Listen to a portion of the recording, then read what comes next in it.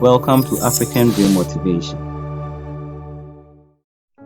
Tyler Perry is an African American who was born on September 13, 1969, in New Orleans, Louisiana, as Emmett Perry Jr.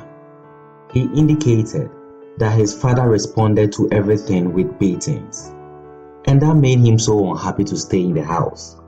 He went so far to attempting suicide in an attempt to escape his father's beatings. Unlike his father, his mother showed great concern and always took him to church.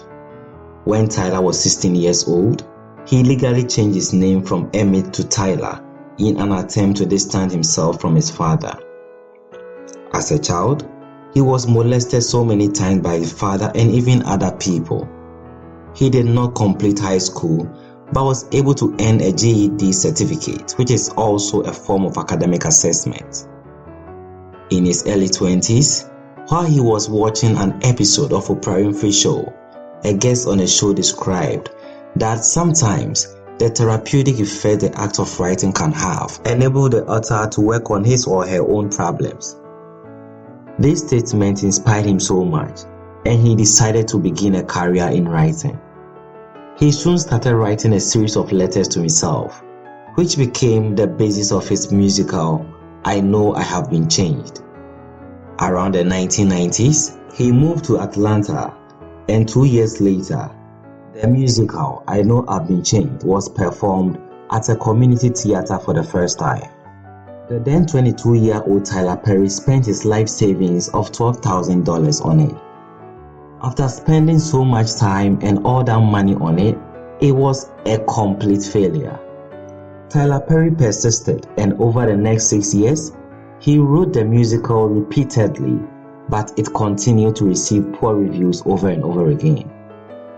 In 1998, at the age of 28, he continued working on the play and succeeded in rewriting and restaging it in Atlanta, after which he began seeing a large and devoted following among the African American audiences.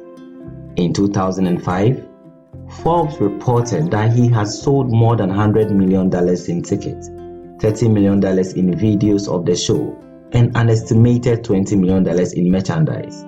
Also, the 300 live shows he produced each year were attended by an average of 35,000 people a week.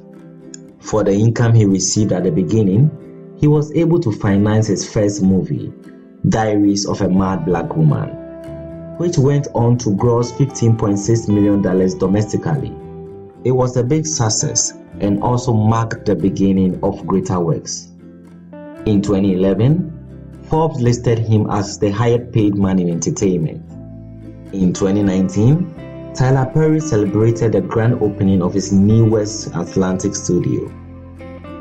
He is the first African American to outright own a film production studio.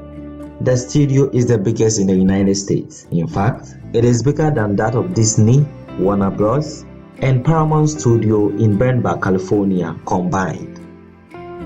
He had a dream in his early 20s and persevered after many failures to emerge successful. If he could do it, you also can. Be inspired and never give up.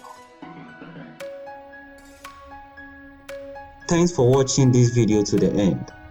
Let me know what you think in the comment section.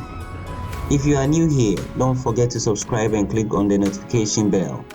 Also, share this video with anyone you believe will love it as you did. Thanks again. See you in our next video. Until then, have a nice day.